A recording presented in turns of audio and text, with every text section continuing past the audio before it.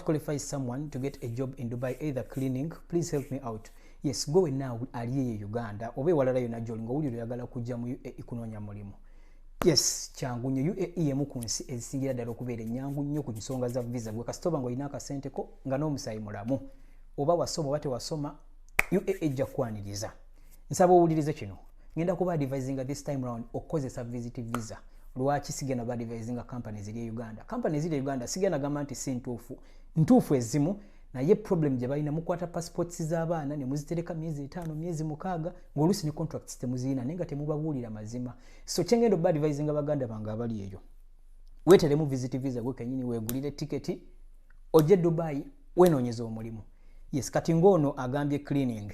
Banange mu Dubai mulimu company nga MBM Faneke zo company ziwanya abana okusinga ddala abaddugavu mu cleaning atenga tebazibajje ku yadde 10.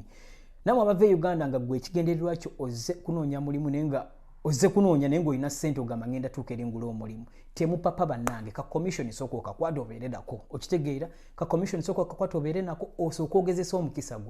Sibuli ali mu Dubai nti omulimu gwalina yagula mugule banange. Musoke mugezese emikisa jammwe okulekanga owulira kituuse kikulemeredde kiganye of which omuntu atasosola mirimu toyinza kubulwa mulimu kasitoba nga gwomanye ennaku y'ekikututte tojja kubulwa mulimu nze nkubuulira okitegeera ekyo ekyokugamba oggula omulimu kijja kujja ku last kakati namwe abali eyo nga weebuuza nti ate bwe ntuukira wa bannange Dubai ejjudde bed space ziteeza Uganda. Yes, bed space z'Abannayuganda nyingi bwe ziti toyinza kulema toyinza kubuuka bizimbe bisatu mu Dubai nga tusanze kiriko Bannayuganda. Ekyo tekisoboka okulekanga gwe munaye toli social toyagala bintu byakwemanyiza naye mu Dubai tulina okubanga tukolagana okitegeera awo ojja okusobola embeera ojja osobola okwanguyira.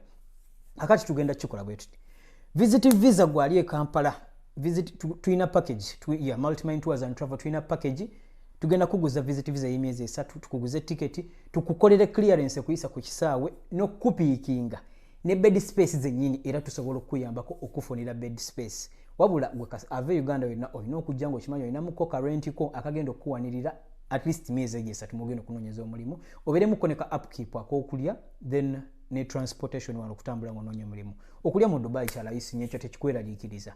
Yes, okwewala abafere bonna kuba mulimu n'abafere Uganda agenda kujja ko sente zo visa ina kubeera myezi 3 atakutereremu ya mwezi gumu so ngenda kulagirira ogende ku offices zaffe bagenda ko bakuyamba enamba y'essimu eri 0702 46 08 31 oba plus 971 5 96 881 6 2 yes ne ku WhatsApp kweziri ojja kuba oyandibwa era ojja kuba otuuke Dubai.